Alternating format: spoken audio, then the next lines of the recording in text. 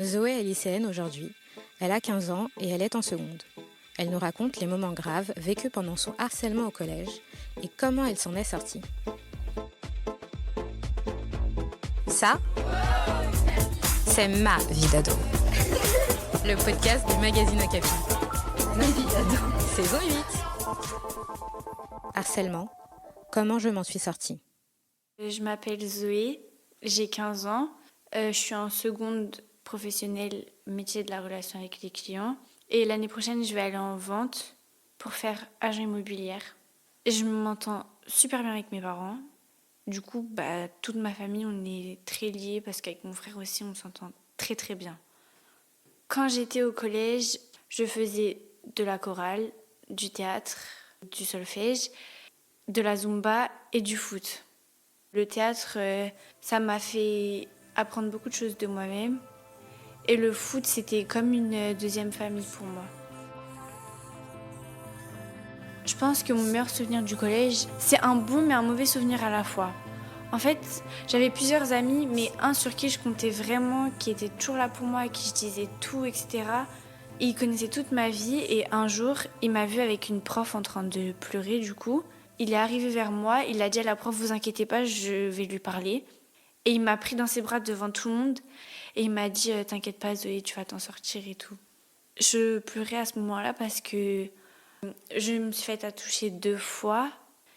Et lui, il le savait parce que je lui en avais parlé parce qu'il y a un moment donné où j'en pouvais plus. Et il savait très bien que si je craquais un jour au collège, j'allais être dans cet état et il avait besoin d'être là pour moi, quoi. La première fois, c'était en lien avec le harcèlement scolaire. Le harcèlement que j'ai subi en 6e, il a commencé parce que j'ai mis un short jaune avec des collants noirs et j'avais mis je sais plus quoi sur mes lèvres. Et c'est les filles qui ont commencé à faire des réflexions. Ah non, non, c'est moche. Pourquoi elle fait trop la grande comme ça? Enfin, plein de trucs comme ça. Alors qu'en fait, c'était juste que j'avais pris soin de moi et que, bon, j'avoue, c'était un peu moche. Mais sur le coup, je trouvais ça beau, donc je m'en fichais de comment j'étais, quoi. En primaire, c'était mes copines. En plus, elles avaient tous un téléphone, mais pas moi. Enfin, en 6e, j'avais pas de téléphone, quoi. Et elles ont fait un groupe sur WhatsApp, là. Et apparemment, elles se disaient les trucs qu'elles allaient me dire le lendemain. Ou « Oh, Zoé, elle est trop moche. » Enfin, plein de trucs comme ça, quoi. Après, il s'est passé le truc avec le garçon, du coup. C'était mes copines qui m'harcelaient, du coup, qui lui ont dit ouais, Zoé, elle te kiffe. Ce qui était totalement faux. Et à partir de ce moment-là, du coup, il pensait qu'il pouvait se passer quelque chose entre nous. J'étais en 6e. Je savais pas ce que c'était la puberté. Je savais pas ce que c'était d'avoir des rapports sexuels. Je connaissais pas la contraception. Je connaissais rien. De tout ça, j'étais pas du tout informée. Je n'avais pas encore parlé avec ma mère parce que pour moi, la 6e, c'est tôt pour parler de ça. Enfin, et à un moment donné, il a commencé à me dire Zoé, je te ramène de l'argent, on fait ça, nan, nan. Et il se faisait entraîner par les filles qui m'harcelaient du coup. Elle lui disait ouais, vas-y, continue, de toute façon, elle va dire oui, t'inquiète pas, elle va dire oui.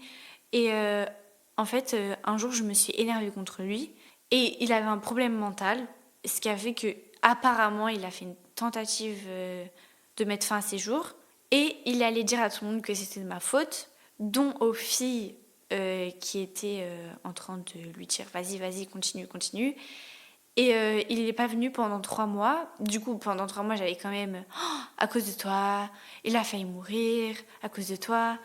Et quand il est revenu, il me disait bon, est-ce qu'on peut faire des trucs? Non. J'ai dit non, en fait, j'ai pas envie. Tu comprends pas que je n'ai pas envie, en fait.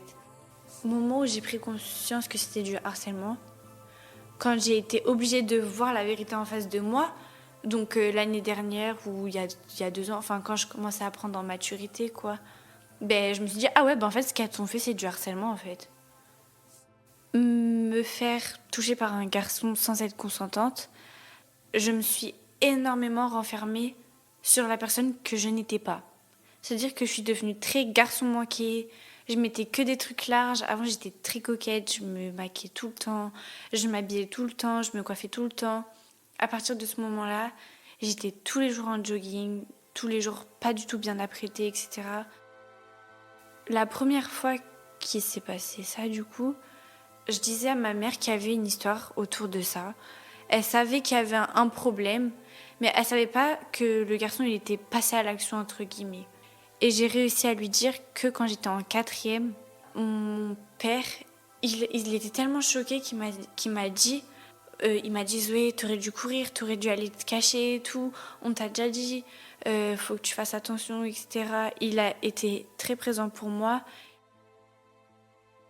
Si j'avais un conseil à donner aux filles qui se font par exemple harceler ou toucher par un garçon, pas attendre 1 minute pour en parler à une personne proche, que ça soit une amie ou bien un membre de ta famille, ça sera encore mieux, ou une personne majeure.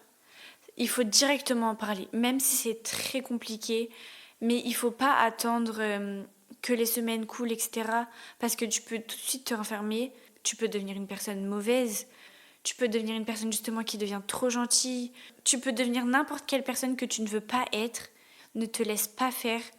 On commence à se moquer de toi, juste une critique en mode t'es gros, à partir de ce moment-là, t'es gros, t'es trop maigre, ça te fait de la peine, t'en parles.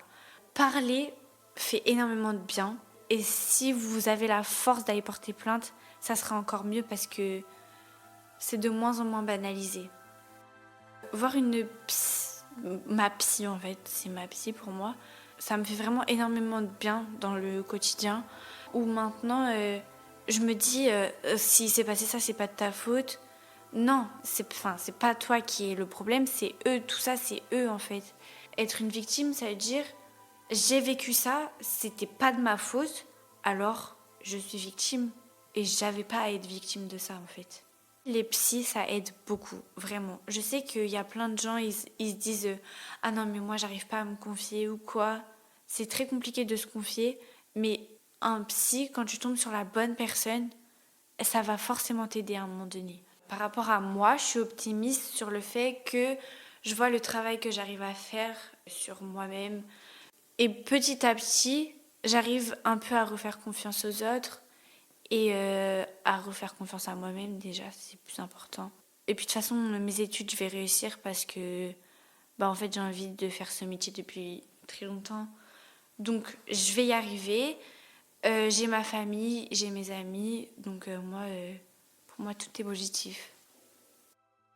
Après ça, après avoir pris du recul sur la situation, etc., je suis devenue une autre Zoé. La Zoé que, en fait, sans le savoir, je voulais être. Maintenant, à l'heure d'aujourd'hui, je peux me dire, ouais Zoé, tu peux être fière de ce que tu es, en fait. Je vais pas mentir, hein. Des fois, je me sens hyper mal. Il y a des moments où je pleure, mais vraiment, que ça soit devant les gens ou pas, je m'en fiche, en fait. Je pleure quand je veux, parce que ça m'aide à me vider, en fait. Il y a des hauts comme il y a des bas. Par exemple, là, en ce moment, j'y pense sans y penser, et je me sens bien. Je me dis, Zoé, c'est bon, t'as réussi à t'écarter un peu de tout ça, donc sois heureuse comme ça. Mais il y a des fois où je me dis, non mais Zoé, pourquoi t'as vécu ça ? Je me pose 50 000 questions, et ça le fera, je pense, pour n'importe quelle personne qui s'est fait harceler. Je pense que dans mes 4 années de collège, j'ai eu 3 heures de prévention sur le harcèlement, sur les viols, etc. Donc vraiment c'est trop peu, et si on pouvait avoir plus, ça serait mieux. Parce que tu peux être dans une situation de harcèlement et sans le savoir parce qu'on n'est pas assez prévenu, je trouve. Moi je suis plutôt optimiste pour le futur. Parce que déjà je me dis, le harcèlement, les attouchements sexuels, etc., c'est de plus en plus un sujet qu'on évoque au collège, en primaire. Moi, je vois ça comme un futur positif. La dernière chose que je peux dire, c'est que rien n'est de votre faute. C'est-à-dire que n'importe quelle situation qui va vous faire du mal n'est pas de votre faute. Hey Capi, non c'est oh Capi. 1, 2, 3. Wow, Capi. Merci d'écouter Ma vie d'ado. Une émission à retrouver tous les 15 jours sur Spotify, Deezer, iTunes et toutes les plateformes de podcast. Okapi, le magazine 100% ado, tous les 15 jours. Je juste pour dire que je suis heureuse et je vous souhaite tout le bonheur du monde. Bye. Un podcast Bayard Jeunesse.